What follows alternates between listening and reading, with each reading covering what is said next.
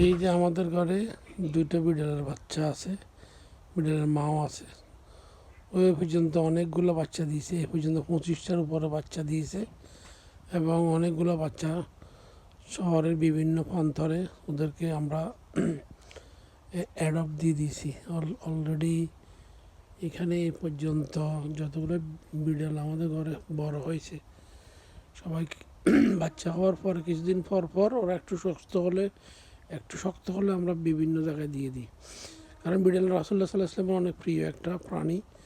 বিড়াল রাসূলুল্লাহ আমাদের নবীজি অনেক পছন্দ করতেন, তাই সেই অনুপাতে আমার ঘরে আমার মেয়েরা অনেক পছন্দ করে বিড়ালকে রাখে, কিন্তু বাট আমি তেমন একটা পছন্দ করি না, আমার তেমন একটা ভালো লাগে না। তারপরও ওদের পছন্দকে প্রাধান্য দিচ্ছি। কিন্তু কথা হচ্ছে এই যে কি সুন্দর করে ওরা খেলতেছে, বিড়ালগুলা খেলতেছে, খুব সুন্দর লাগতেছে দেখতে।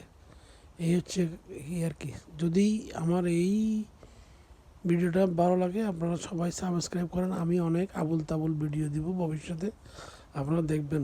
এই কাজের ফাঁকে দেখবেন এই আবুল তাবুল ভিডিও দেখার জন্য।